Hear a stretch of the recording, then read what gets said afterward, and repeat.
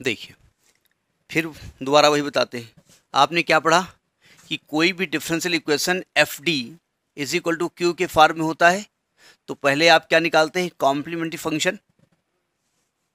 इसके बाद उस कॉम्प्लीमेंट्री फंक्शन में डी को एम मानते हैं, तो निकलता है ऑक्सिलरी इक्वेशन, उससे आप सी एफ निकालते हैं।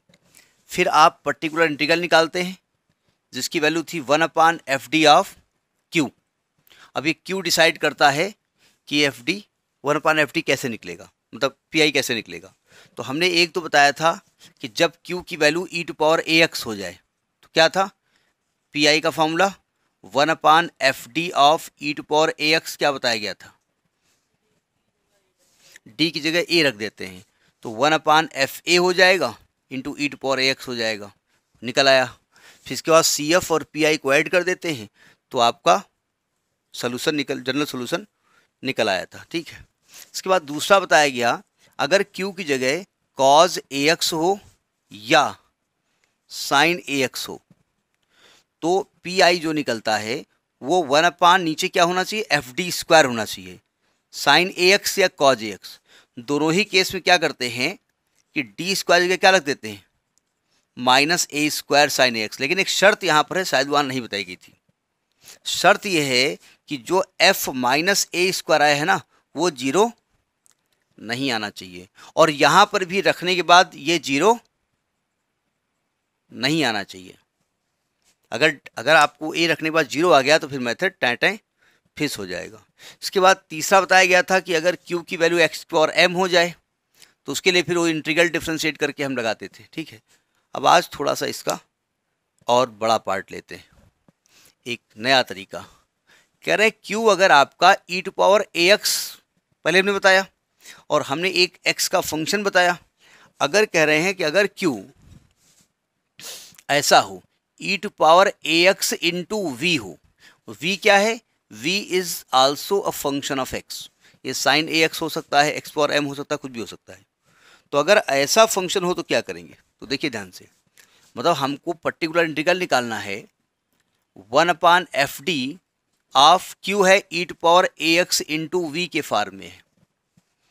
तब क्या करेंगे, देखो ध्यान से, हम करते क्या हैं कि जो e⁴ax है ना, इसकी जगह पर यहां पर d को d+a कर देते हैं। नहीं समझे, मतलब e⁴ax का जो a है ना वो d में प्लस कर देते हैं, और e⁴ax से कहते हैं देखो भैया तुम्हारे a को हमने यहाँ प्लस कर दिया, अब तुम्हारा काम खत्म, अब तुम घर जाओ अपने।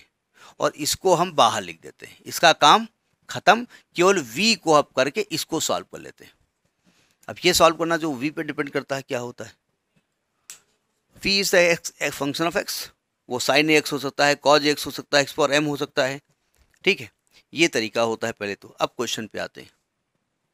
अच्छा एक चीज और, जैसे अभी हम बता रहे थे कि मान लीजिए 1/f(d) ऑफ e⁴ax हो तो ये क्या निकलता है, 1/fa ऑफ e⁴ax है, और ये हमने कहा कि fa की वैल्यू जीरो नहीं होनी चाहिए। अब मान लिया fa जीरो आ गया, तब क्या करेंगे, तब ये वाला रूल यहाँ अप्लाई कर देते हैं। कैसे, देखो हम इसमें क्या करते हैं, 1/f(d) ऑफ e⁴ax लगाने से दिक्कत ये आ रही है कि fa जीरो आ रहा है। अगर fa जीरो आ गया तो हम क्या करते हैं, इंटू 1 मान लेते हैं यहाँ पर। ठीक है, और हम e⁴ax को बाहर कर देते हैं और d को क्या लेते हैं, d+a कर देते हैं, इंटू 1 कर देते हैं। अब इसको सॉल्व कर लेंगे। अब 1 का अगर कहीं डिफ्रेंसिएशन हुआ तो जीरो हो जाएगा, इंटीग्रल हुआ तो x हो जाएगा। तरीका समझ में आया, तो इसे रफली आप नोट कर लें, फिर क्वेश्चन पे हम आते हैं। अब ये क्वेश्चन आ गया, solve the differential equation d² - 2d + 5y is equal to e⁴2x sin x। पहचान में तो आ गया आपको कि किस टाइप का है। बोले एक्चुअली में आजकल यही चल रहा है ना, तो पहचान में क्या, जब आप ना भी उस टाइप का लिखो ना तो हम वही बोल देते हैं। जैसे दिस इज डिक्रीजिंग, हाँ डिक्रीजिंग, अभी आपने डिक्रीजिंग बोला, हमने बोल दिया। तो आप क्या करेंगे, पहले फॉर पर्टिकुलर कॉम्प्लीमेंट्री फंक्शन क्या करेंगे, d² - 2d + 5 y को क्या कर देंगे आप, जीरो। अब क्या करेंगे बताते जाओ। एक ऑक्सिलरी क्वेश्चन बनाते हैं, the auxiliary question, auxiliary equation double L होता है, एल होता है? नहीं, हम ज़्यादातर लिखते नहीं ना पूरी spelling. A U Z I, A U X I होता है, जो तुम वो गलत बता दे रहे हो। तो ये हो जाएगा M square minus 2m plus 5 बराबर 0। अब इसको फैक्टराइज करके m का मान निकालो। कैसे फैक्टराइज करेंगे आप जानिए। 2 3 कौन सा मैथमेटिक लगा रहे हो? मैडम धराचार लगाना पड़ेगा यहाँ पर। 5 के फैक्टर नहीं होंगे जिनको माइनस प्लस करने पर 2 आ जाए। तो m इज इक्वल टू आएगा b minus B plus minus under root B square minus 4 into A into C upon 2a। Formula याद है ना, 2 इंटू 1। तो ये हो जाएगा m is equal to 2 plus minus under root 4 minus 20 upon 2 2 plus minus ये minus 16 यानी कि 4i अपान 2 2 से काट दोगे तो m का मान आएगा 1 प्लस माइनस 2i। अब बताइए इसका CF क्या होगा? CF क्या होता है? हमने बताया था अगर roots alpha plus minus i beta हो तो CF क्या था? C1 e to power alpha x cos beta x plus C2, यही था ना? एक बार देख लो कॉपी में पलट करके। अच्छा, देखने भी जा रहे हो? अच्छा, नहीं तो हमें मालूम है, हम काहे देख लें। तो आएगा C1 e to power 1x cos 2x plus C2। ये CF निकल आया। ठीक, पहुंचिए CF तक। हम फिलहाल CF को कहीं नोट कर लेते हैं, यहाँ नोट कर लेते हैं।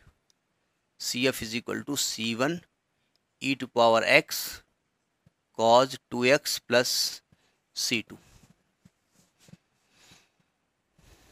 इसके बाद क्या करेंगे आप? पर्टिकुलर इंटीग्रल निकालेंगे। क्या होता है? 1 upon F D of Q. क्या आप कह सकते हैं कि ये वाला पार्ट क्यू है? तो यानी कि 1 upon D square minus 2d plus 5 of E to power 2x into sine X. अभी हम थोड़ी देर पहले बता चुके हैं E to power ax into we.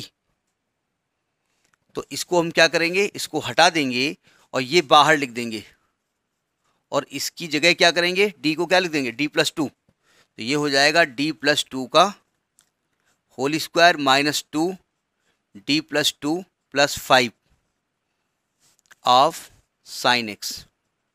मतलब साइन एक्स तो भी ऑपरेट होगा लेकिन ई टू पावर 2x का रोल खत्म हो गया है यहाँ पर। तो ये क्या हो जाएगा? ये पर्टिकुलर इंटीग्रल है ई टू पावर 2x। अब इसको कैलकुलेट किया जाए। इसको खोलेंगे तो क्या आएगा? D square plus 4 plus 4d minus 2d minus 4 plus 5 into sine x.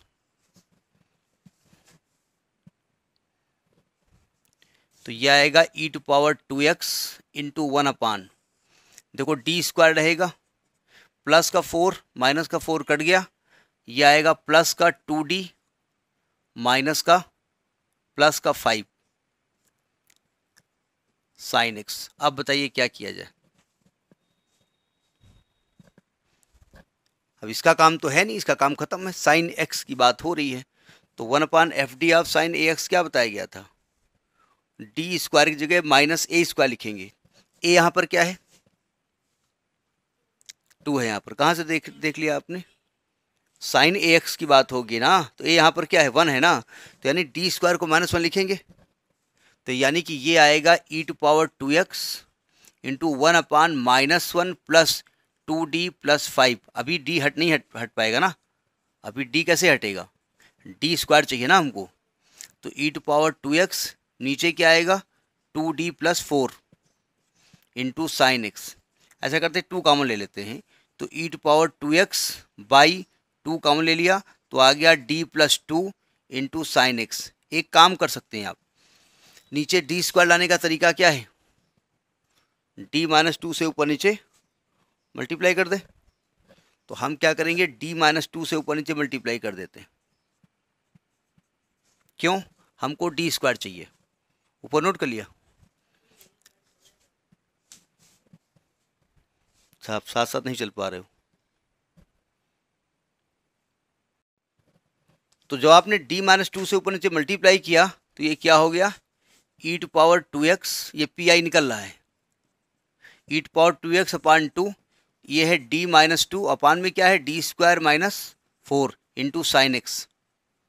अब क्या करेंगे आप, फिर d स्क्वायर जगह क्या लिखोगे -1, तो आ जाएगा आपका E to power 2x upon 2 into d minus two upon -1 -4 into sine x.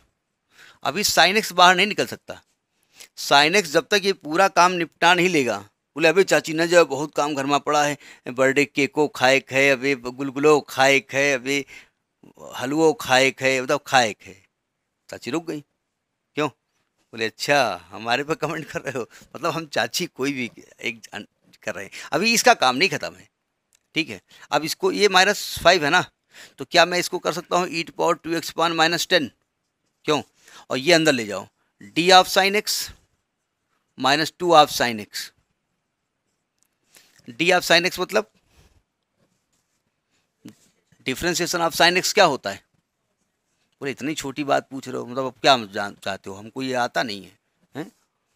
तो ये कॉज एक्स हो जाएगा, तो पर्टिकुलर इंटीग्रल क्या निकलेगा, minus e to power 2x upon 10 और आएगा कॉस एक्स -2 साइन एक्स। ठीक, ये आपका पर्टिकुलर इंटीग्रल निकला। एक बार चेक कर लीजिएगा कहीं गलती ना हो, क्योंकि गलती होने के चांसेस हमसे बहुत ज़्यादा होते हैं। हाँ आ रहा है। अब आपको क्या निकालना है, the general solution, the general solution of differential equation. क्या होता है, y बराबर C F plus particular integral, C F क्या निकाल चुके हैं, c1 e to power x cos 2x plus c2 minus e to power 2x upon 10 cos x -2 sine x। ठीक, तो ये आपका सोल्यूशन हुआ, ये डिफरेंशियल इक्वेशन है। d2y/x² -2dy/x plus y is equal to x² e to power 3x। इसको लिखा जा सकता है d2 minus 2d plus 1 y is equal to x² e to power 3x। पहले तो आप क्या करेंगे, for complementary function C F, ये वैल्यू 0 कर देंगे, ठीक है। फिर y, फिर क्या करेंगे, द ऑक्सिलरी क्वेश्चन बनाएंगे, तो आएगा m² माइनस 2m प्लस 1 बराबर 0। ये क्या m -1 का होल स्क्वायर नहीं लिखा हुआ है, यानी m की वैल्यू 1 और 1 दोनों सेम आ गई, और सेम आने पर CF क्या निकलेगा बताइए, जब दो वैल्यू सेम होती हैं तो CF क्या निकलता है, C1 plus C2x, C1 plus C2x। अगर दो वैल्यू सेम है तो यहाँ C1 प्लस C2x और e की पावर जो भी वो आया है 1x। अगर तीन वैल्यू सेम होती तो C1 plus C2x plus C3x² e to power जो भी आया है mx। ठीक है, तो ये CF निकल आया। हम फिलहाल इसको यहीं पर छोड़ देते हैं क्योंकि हमको ज़रूरत पड़ेगी इसकी, है। तुम बेटा यहाँ बैठे रहो। अब बात करेंगे for particular integral. Particular integral में ये भाई साहब ही तो क्यों हैं और ये भाई साहब FD हैं, क्यों, तो पर्टिकुलर इंटीग्रल क्या होता है, 1/FD ऑफ Q होता है ना, यानी 1/F प्लस डी। नहीं अभी तो वहाँ पहुँचे ही नहीं ना, हम अभी तो फॉर्मूला लिख रहे हैं। तो d² minus 2d plus 1 into Q क्या है, x² e to power 3x। हमने क्या कहा, e की पावर से रिक्वेस्ट करते हैं भैया, ऑलरेडी x² बगल में है, आप चाहो यहाँ से। बोले हम ऐसे तो नहीं जाएंगे। बोले अच्छा देखो ऐसा करते हैं, तुम एक लड्डू लेते जाओ, तुम बाहर जाओ और तुम्हारी जगह क्या करेंगे, हम यहाँ d+3 रख देंगे, चलेगा। d+a लिखते हैं, कहाँ हो भाई, हैं हम केक का नाम ले लिए तो केक में खो गए क्या।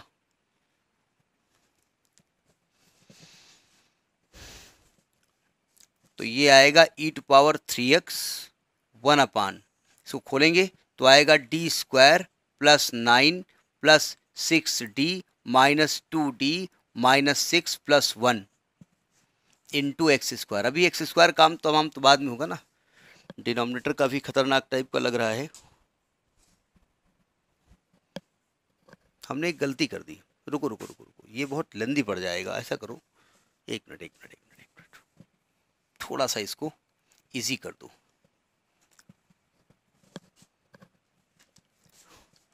ये डी माइनस वन का होल स्क्वायर नहीं लिखा हुआ है, तो इसी काम चलाओ, क्या दिक्कत है। X square e to power 3x चलेगा। अब डी को क्या लिख दोगे, डी प्लस थ्री, तो यानी ई टू पावर 3x पहले आ जाएगा और ये आएगा D plus three minus one का whole square into X square. चलेगा। ये क्या निकल रहा है, पर्टिकुलर इंटीग्रल निकल रहा है।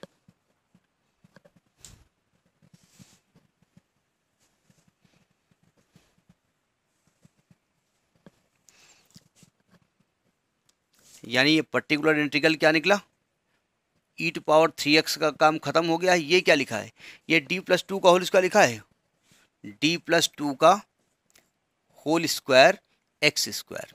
देखिए हमको चूंकि इसको ऊपर ले जाके खोलना है और ऊपर ले जाकर के माइनस में आ जाएगी पावर, और माइनस में हमने बायनॉमियल एक्सपेंशन बताया था 1 + x की पावर n, यानी आपको यहाँ से 2 कॉमन लेना पड़ेगा। हमने नीचे से 2 कॉमन ले लिया, 2 कॉमन लिया तो बाहर 4 हो गया, अंदर क्या बचेगा 1 + d/2 बचेगा -2। चलेगा। इसको -2 क्यों लिख रहे हो भाई, ऊपर जाएगा तब -2 आएगा ना, हम एक्चुअली मन में ऊपर ले जा रहे हैं। तो ई टू पावर 3x/4 ये ऊपर जाएगा 1 + d/2 का इनवर्स 2 इंटू एक्स स्क्वायर। ठीक, यहाँ तक पहुँचिए।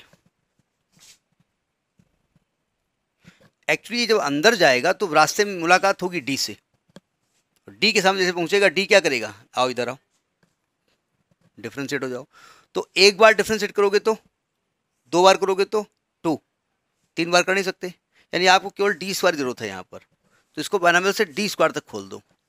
तो पर्टिकुलर इंटीग्रल क्या होगा, ई टू पावर 3x/4, देखिए 1 + n हो गया -2 into d/2 plus n -1 upon factorial 2 into d²/4 बस सो ऑन। चलेगा, क्योंकि हमको आगे ज़रूरत है नहीं, डी स्क्वायर तक ज़रूरत है तो वहीं तक हमने नोट कर दिया।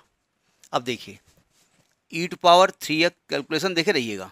देखो ये एक्स स्क्वायर 1 के साथ आएगा तो एक्स स्क्वायर हो जाएगा, यहाँ माइनस वो माइनस आएगा, डी ऑफ एक्स स्क्वायर होगा, ये प्लस हो जाएगा, क्या आएगा 2 कट जाएगा, 3/4 D square of X square -1। आगे हम लिखेंगे नहीं। तो ये आ गया E to power 3x/4 X square, और एक्स स्क्वायर का डिफ्रेंसिएशन 2x प्लस 3/4 इसका 2। भाई एक्स स्क्वायर का 2x 2 बार करोगे तो 2 हो जाएगा, ये 2 से 2 कट जाएगा, 2 आएगा, तो आएगा E to power 3x/4 X square -2x plus 3/2। देखो यहाँ तक सही है, गलत तो नहीं है। 1/4 एक्स स्क्वायर, हाँ ठीक। अब चाहो तो 2 एलसीएम ले लो, तो ये आपका ई टू पावर 3x/8 हो जाएगा, ये आएगा 2x स्क्वायर -4x प्लस 3, ये ऐसे लिख लो। अब आप निकालो जनरल सोल्यूशन।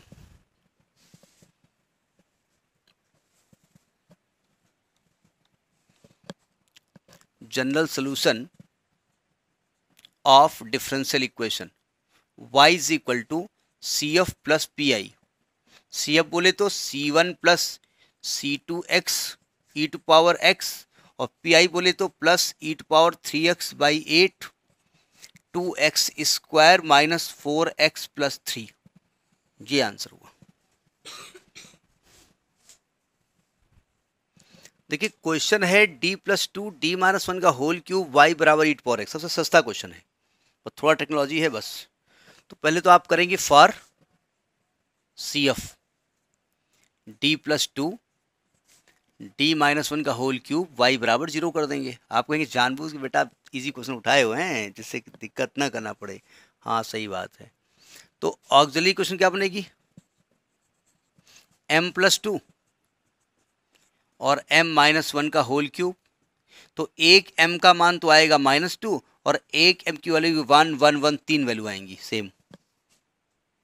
3 बार 0 करोगे ना, तो जब आप यहाँ पे CF निकालोगे तो क्या आएगा, C1 e to power minus का 2x, और इसके लिए क्या आएगा, C2 plus C3x plus C4x square e to power x, ये आएगा। अब पर्टिकुलर इंटीग्रल देखिए, particular integral 1/FD of Q होता है ना, और Q यहाँ पर क्या है, e टू पावर x, यानी 1/D प्लस 2 इंटू D-1 का whole cube into e to power x। अब आप दिमाग लगाइए, फिर हम बात करें क्या होता है। जब अब आप कहेंगे टॉपिक तो आप e to power x into v बता रहे थे, अभी तो v है नहीं इसमें, कोई दूसरा क्वेश्चन लगा दियो का। क्या नियम होता है, नियम होता है d को 1 रख दोगे ना, और d को 1 रख दो, ये क्या हो जाएगा, 0 हो जाएगा ना, दिक्कत करेगा। तो ये तो नहीं होगा 0, तो इसको फिलहाल तो लिखा रहने दो। अरे हम यहाँ रखेंगे नहीं, हम इसको लिखा रहने देंगे फिलहाल, और केवल इतना हल करेंगे पहले, इतना पहले एक को हम ऑपरेट करेंगे। तो इसको जब ऑपरेट करेंगे तो d को 1 लिखेंगे, तो ये 1/3 e टू पावर x आ जाएगा, ठीक, और 1/3 बाहर हो जाएगा, तो आएगा 1/D-1 of whole cube into e to power x, यही आएगा ना। ये CF अच्छा ऊपर लिख देंगे। अब देखो ध्यान से, क्या मैं e टू पावर x को यहाँ पर 1 लिख सकता हूँ, यहाँ नहीं रख सकता। तो हमने क्या बताया था, आप इसको इंटू 1 मान लीजिए, ठीक, e to power x ax के हिसाब से x साथ 1 है, d को d प्लस 1 लिख सकते हैं ना। तो हमने क्या बताया था, आप 1/3 e टू पावर x को बाहर लिख दो, और यहाँ d को d प्लस 1 लिख दो, -1 तो है ही है, होल क्यूब ऑफ 1 चलेगा। e टू पावर x को बाहर निकाल दिया।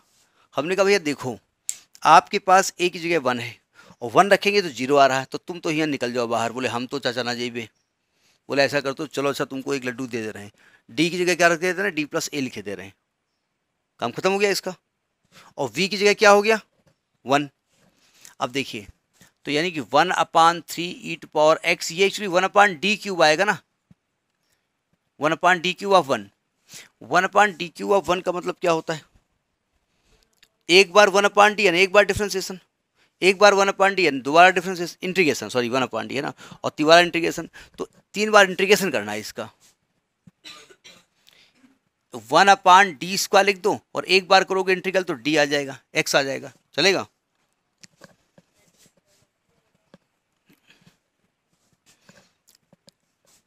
फिर 1/3 e to power x 1/d कर दो, एक बार और इंटीग्रेट कर दो, x² 2 हो जाएगा, और एक बार और इंटीग्रेट कर दो तो x³ 6 हो जाएगा।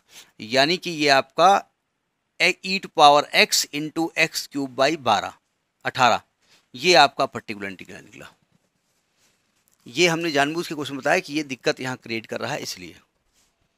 तो जब आप जनरल सोल्यूशन निकालेंगे, जनरल सोल्यूशन y बराबर, तो CF क्या है, C1 e to power minus का 2x plus C2 plus C3x plus C4x square e to power x plus x³ e to power x/18, ये आंसर है आपका।